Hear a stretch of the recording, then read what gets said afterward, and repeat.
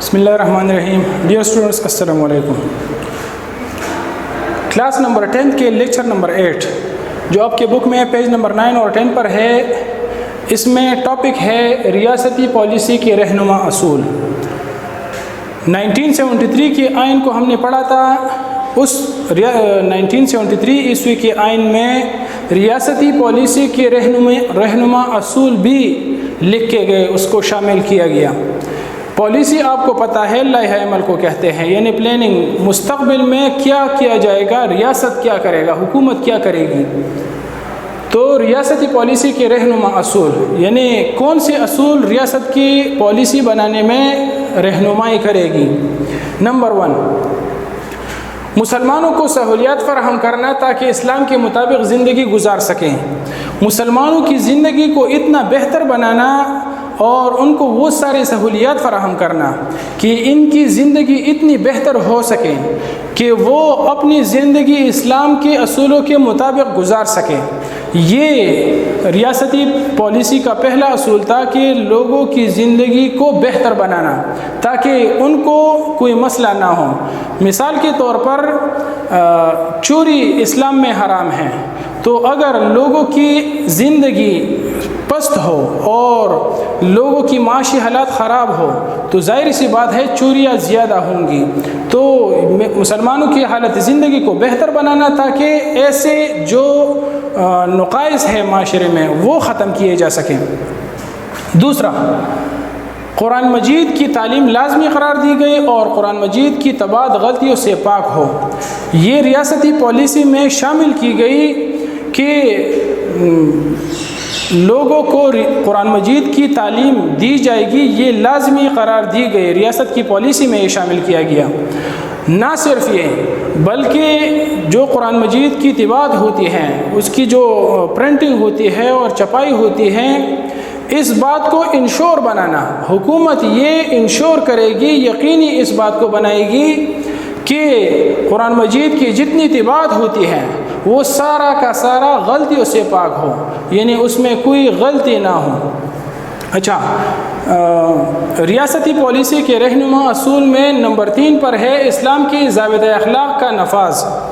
یعنی پاکستان میں اسلام کے ضابطۂ اخلاق کے نفاذ کو ممکن بنایا جا سکے.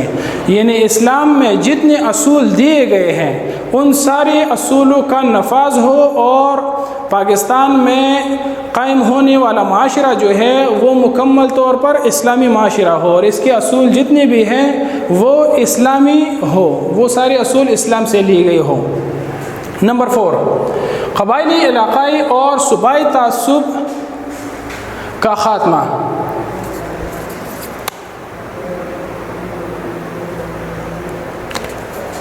اور ساتھ میں پسماندگی کا خاتمہ. یعنی اس دوران ملک میں نسلی تعصب بھی تھا، علاقائی تعصب بھی تھا اور صوبائی تعصب بھی تھا. تعصب دوری کو کہتے ہیں، فاصلہ، یعنی جتنا تعصب زیادہ ہوگا اس کا مطلب اتنا فاصلے زیادہ ہوں گے. جتنے فاصلے زیادہ ہوں گے تو اتنا بے اتفاقی ہوگی. بے اتفاقی کی وجہ سے ملک کو انتہائی نقصان ہوتا ہے اور ملک کو نقصان بھی ہوتا ہے اور ترقی بھی نہیں ہوتی. ساتھ میں جو فاصلے زیادہ ہونے کی وجہ سے مساوات جو ہے وہ بھی نہیں ہو سکتے. پھر اس وجہ سے کہا گیا، یہ ریاست کی پالیسی میں یہ بات شامل کی گئی کہ قبائلی تعصب کو ختم کیا جائے گا. یعنی ایک قبیلہ اگر برتر ہے اور دوسرا کمتر ہے تو اس ڈسٹنس کو کم کیا جائے گا، اس تعصب کو، اور دونوں کو ایکول بنایا جائے گا.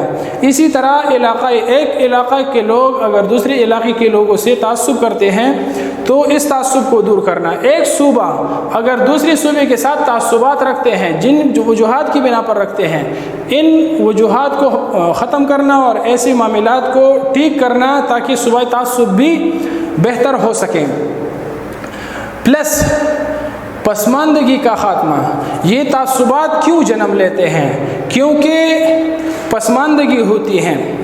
مثال کے طور پر ملک کے ایک حصے میں ترقی ہوئی ہوتی ہے اور دوسرے حصے میں، اسی ملک کے دوسرے حصے میں پسماندگی ہو، لوگوں کی حالت زندگی کمزور ہو، تو ایسی صورتحال میں پسماندگی جنم لیتی ہیں۔ جن کی زندگی کمزور ہوتی ہے، حالت زندگی کمزور ہوتی ہے، وہاں کے لوگ جو ترقی یافتہ علاقے کے لوگ ہیں ان سے تعصب کرتے ہیں، کیونکہ ان کو یکساں مواقع فراہم نہیں کیے جاتے حکومت کی طرف سے۔ یہ حکومت کی ذمہ داری ہے کہ دونوں کو یکساں مواقع فراہم کیے جا سکے اور دونوں ایک جیسی ترقی حاصل کر سکیں۔ تو یہ پسماندگی ختم کی جائے گی اور تعصبات کو دور کیا جائے گا تاکہ ملک میں اتفاق ہو، ملک متحد ہو اور اتحاد کے ساتھ آگے ترقی کر سکیں۔ یہ ریاستی پالیسی میں شامل کیا گیا۔ نمبر 5، مختلف شعبوں میں عورتوں کی شرکت کو یقینی بنانا۔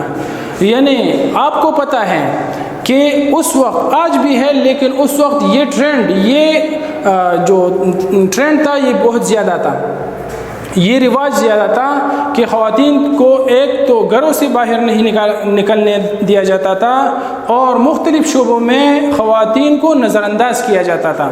تو اس میں یہ بات شامل کی گئی کہ جو حکومت اور ملک کے مختلف شعبے ہیں اس میں عورتوں کی شرکت کو فروغ دینا، ان کی حوصلہ افزائی کرنا کہ خواتین زیادہ سے زیادہ تعلیم حاصل کریں، زیادہ سے زیادہ نوکریاں ان کو ملیں اور خواتین کی مختلف شعبوں میں شرکت کو مزید وسعت ملے، ان کو مزید ایکسٹینڈ کیا جائے اور جو خواتین ہیں وہ ان کی شرکت کو یقینی بنایا جا سکے۔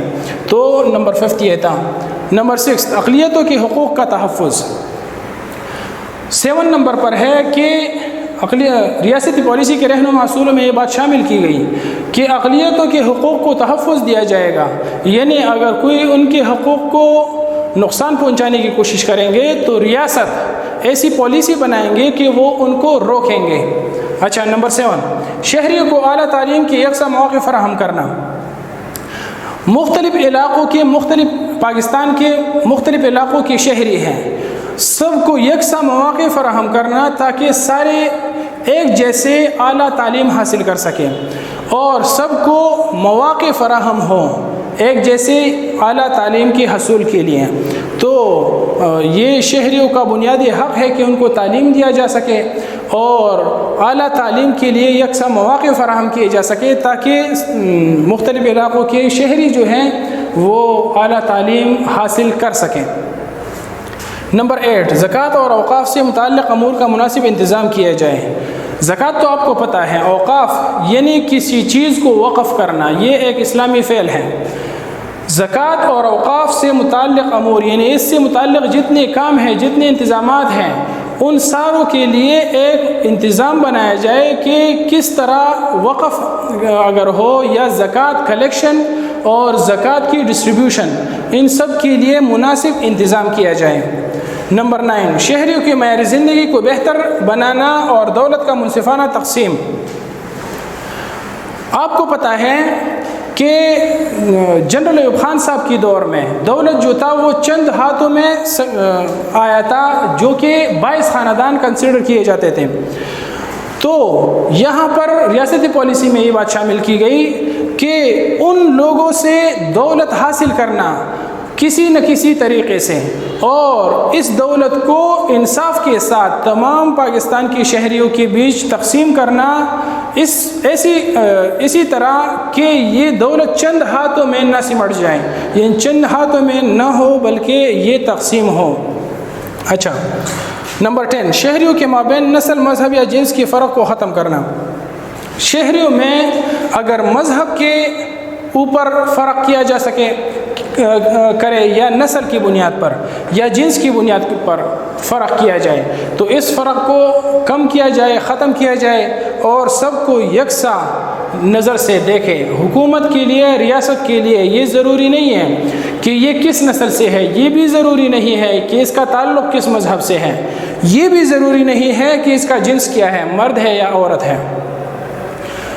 ان سب کا تعلق ریاست سے نہیں، ریاست کا تعلق صرف ایک ہی چیز سے ہے، وفاداری سے، کہ ایک شہری ان کے لیے کتنا وفادار ہے۔ تو ریاست جو ہے اس فرق کو کم کرے گی، ساتھ میں حکومت بے سہارا لوگوں کی کفالت بھی کرے گی، یعنی وہ لوگ جو معذور ہیں، ڈسیبل ہیں، اپاہج ہیں، ان کی کفالت جو ہے وہ خود اپنی کفالت نہیں کر سکتے، تو حکومت کی ذمہ داری ہے کہ ان کی کفالت کرے اور ان کو وہ وظیفے دے۔ نمبر 11، اسلامی اتحاد کی مضبوطی کے لیے اسلامی ممالک سے اچھے تعلقات۔ اسلامی اتحاد کو مضبوط بنانے کے لیے ضروری ہے کہ ان ممالک کے ساتھ اچھے تعلقات قائم کیے جائے اور وہ ممالک آپ متحد کریں اور ان کو آپ اس بات پر راضی کریں کہ مل کے چلے، معاشی طور پر بھی اور سیاسی طور پر بھی۔ تو اس کے لیے ان ممالک سے اچھے تعلقات ضروری ہیں۔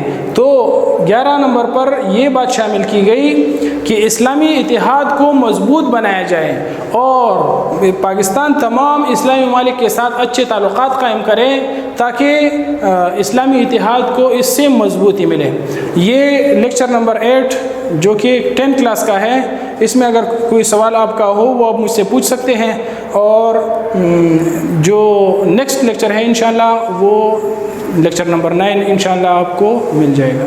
Thank you.